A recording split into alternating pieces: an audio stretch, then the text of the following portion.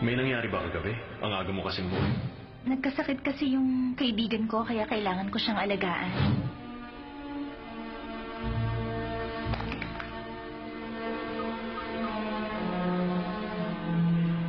The subscriber is out of reach. Please leave a message after the beep.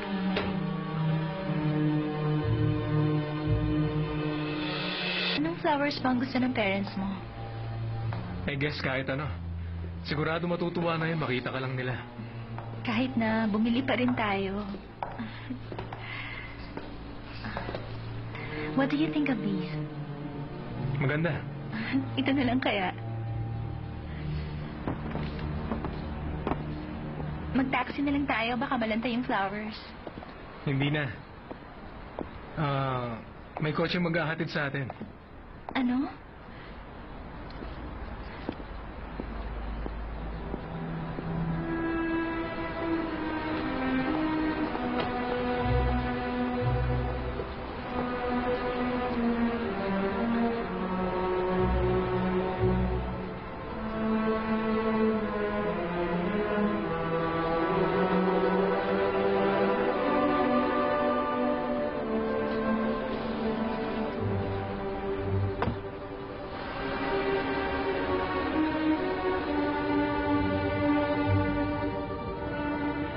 Teka, mag-usap muna tayo.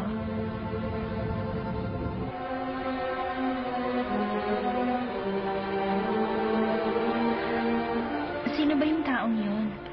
Secretary mo ba siya, ha? Meron pa akong gustong sabihin sa'yo, Emily.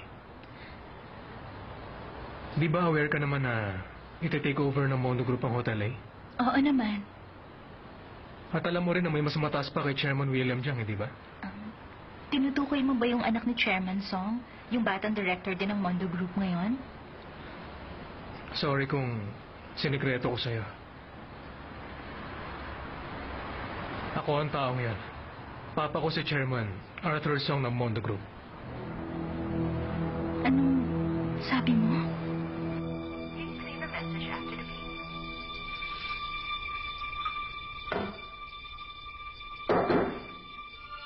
Pasok. Kailangan na po nating umalis para sa meeting ng mga hotel chairman. Thank you.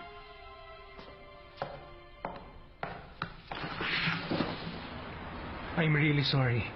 Dapat sinabi ko sa'yo noon pa. Naghihintay lang ako ng tamang tiyempo.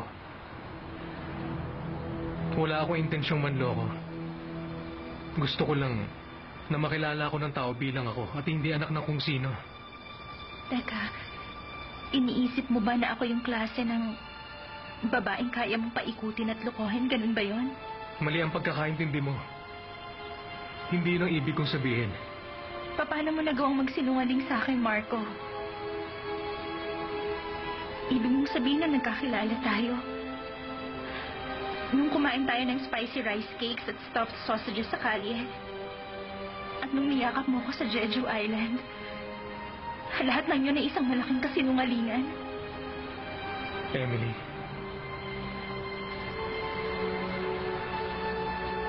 I'm really very sorry.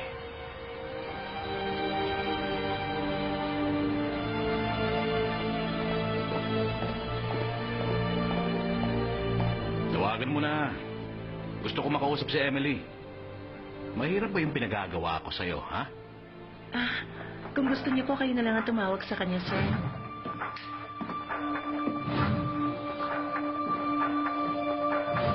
Sumimasen. Kanina ko pa siya tinatawagan. Ayaw niya ako sagutin. Kaya nga nagpunta ako dito eh. Ano ba? Ba't hindi ka ba makaintindi? Wisit. Anong problema? Pasensya na, sir. Nagpupumilit po kasi ang taong ito na tawagan si Emily Jiang. Magkakilala ba tayo? Kalimutan mo na ang lahat. Ako na lang ang isipin mo.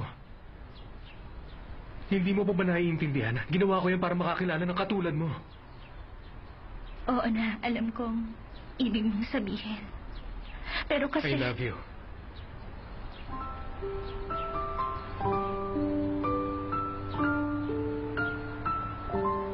Di ko gusto magsabi ng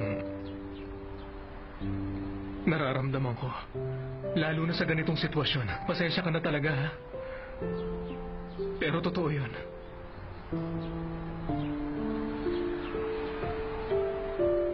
Mahal kita.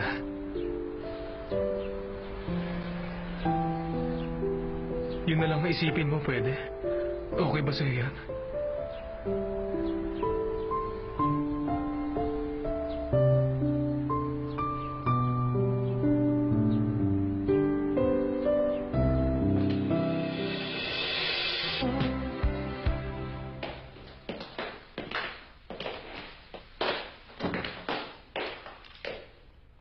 Wow, ang ganda ng office mo ah. Please, have a seat.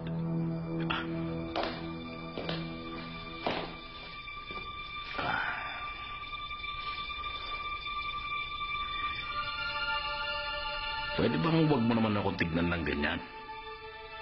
Anong relasyon mo kay Miss Emily Cha? Paano ba ito papaliwanag? Hindi kami pwedeng paghiwalayin. Kung totoo yan, ba't hindi mo siya matawagan? Sorry, nagugulan ako.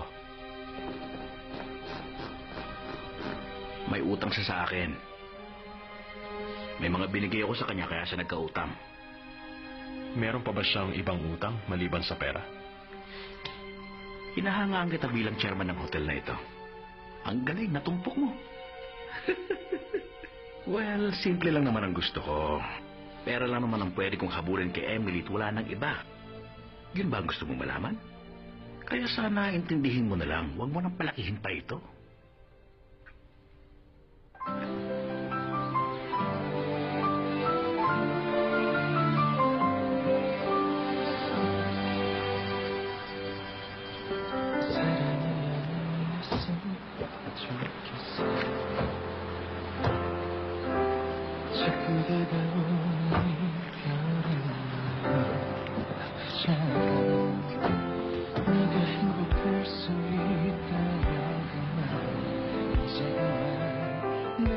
Huwag ka nervyusin.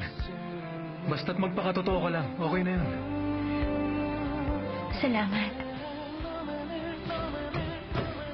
Sir, nandito na po si Marco. Andito na sila. Hi, pasok kayo.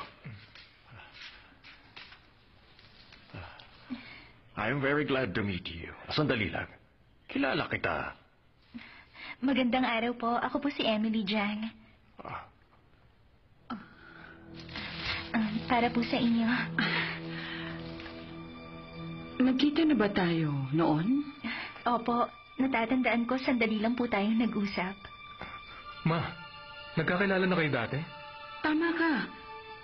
Sa reception tayo nagkakilala, di ba? Opo. Ha? Nasa reception ka? Nandun ka nung gabing yun? Ba't hindi kita nakita? Sumama kasi ang pakiramdam ko kaya umuwi ako na maaga noon. Ba't di mo sinabi sa akin? Teka muna, ha? Excited pa naman kami makilala ang misteryosong girlfriend ng anak namin. Yung pala, nakilala na namin siya doon. Tama ka, Dad. Ang galing naman. Kung nakita mo ako noon, malamang di mo ako sasagutin. Well, mabuti na lang. Mahirap nga po. Katoliko kasi yung bahay ang punang tinuluyan ko at napaka-stricto nila. Kaya bata pa lang ako, natuto na akong tumayo sa sarili kong mga paa. Sabi ni Marco, masyado kang uptight at nagmamatigas sa ilang mga bagay. Pero alam mo, may gusto ba kung magkikita pa ulit tayo? Ang gara talaga ng office mo. Ihahatid ko na po siya. Mag-ingat ka. Sige po. Importante sa akin ang laman ng puso mo. Hindi yung estado mo sa buhay. In that case, wala tayong problema. Dahil sure ako sa feelings ko. 그대 하나만 나에게 상처만 내 가슴에 그대 하나라도